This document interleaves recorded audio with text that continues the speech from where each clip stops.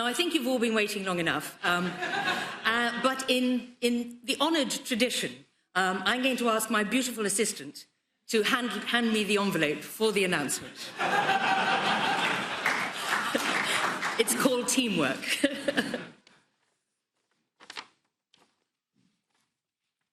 I, Dame Cheryl Gillan, the Joint Returning Officer for the Conservative and Unionist Party leadership election, declare that the total number of eligible electors was 159,320.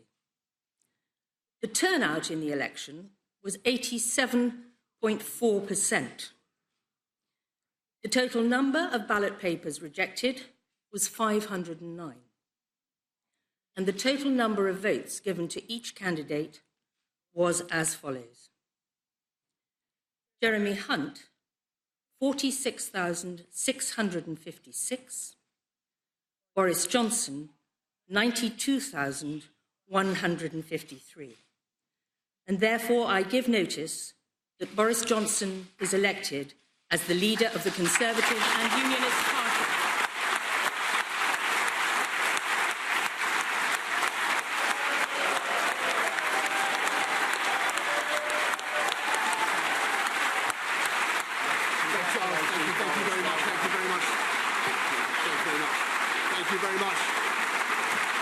Thank you very much.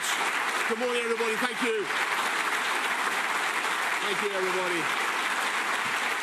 Thank you, Cheryl. Thank you, everybody. Good morning. Okay, right. Thank you so much. Thank you, Cheryl. Thank you, Charles. Thank you very much, Brandon, for a fantastic, well-organised campaign. I think it did a lot of credit, as Brandon has just said, to our party, to our values, and to our ideals. But I want to begin by thanking my opponent, Jeremy, by common consent, an absolutely formidable campaigner and a great leader and a great politician. Jeremy, in the course of 20 hustings, 20 hustings or hustings-style events, it was more than 3,000 miles, by the way. It was about 7,000 miles that we did crisscrossing the country. You've been friendly, you've been good-natured, you've been a font of excellent ideas, all of which I propose to steal forthwith. And above all, I want to thank our outgoing leader, Theresa May, for her extraordinary service to this party and to this country. It was a privilege.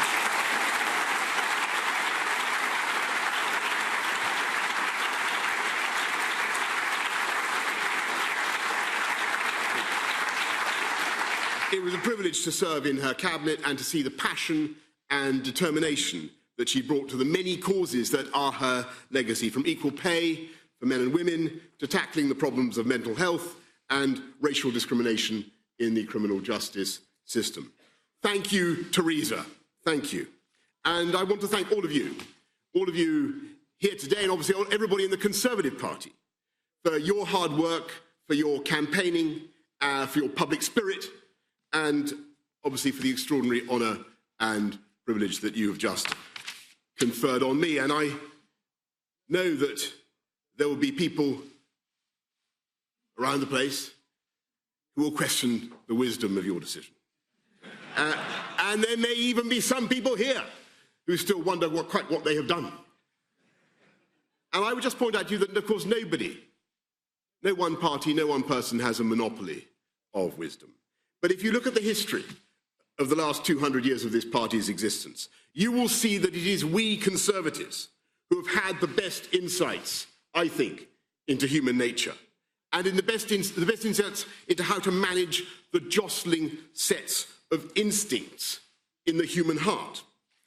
And time and again, it is to us that the people of this country have turned to get that balance right between the instincts to own your own house, your own home, to earn and spend your own money, to look after your own family, good instincts, proper instincts, noble instincts, and the equally noble instinct to share and to give everyone a fair chance in life, and to look after the poorest and the neediest, and to build a great society.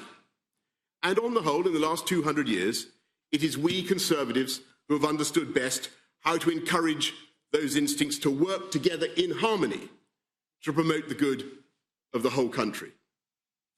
And today, at this pivotal moment in our history, we again have to reconcile two sets of instincts, two noble sets of instincts, between the deep desire for friendship and free trade and mutual support in security and defence between Britain and our European partners, and the simultaneous desire, equally deep and heartfelt, for democratic self-government in this country. And of course, there are some people who say that they're irreconcilable, and it just can't be done. And indeed, I read in my Financial Times this morning, devoted reader that I am. Seriously, it's a great British brand. I read in my Financial Times this morning that no incoming leader has ever faced such a daunting set of circumstances, it said. Well, I look at you this morning and I ask myself, do you look daunted? Do you feel daunted? I don't think you look remotely daunted to me. And I think that we know that we can do it, and that the people of this country are trusting in us to do it, and we know that we will do it. And we know the mantra of the campaign that has just gone by. In case you've forgotten it, you probably have. So it is deliver Brexit, unite the country and defeat Jeremy Corbyn. And that is what we're going to do. We're going to defeat Jeremy Corbyn.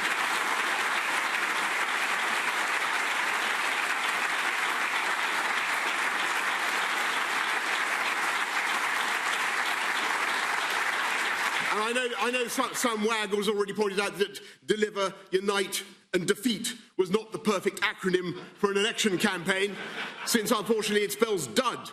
But they forgot the final E, my friends, E for energise.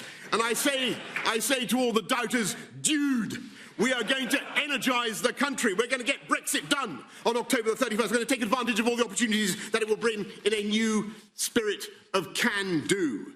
And we are once again going to believe in ourselves and what we can achieve. And like some slumbering giant, we are going to rise and ping off the guy ropes of self-doubt and negativity with better education, better infrastructure, more police, fantastic full-fibre broadband sprouting in every household. We are going to unite this amazing country, and we are going to take it forward. I thank you all very much for the incredible honour that you have just done me. I will work flat out from now on with my team that I will build, I hope, in the next few days to repay your confidence. But in the meantime, the campaign is over and the work begins. Thank you all very much.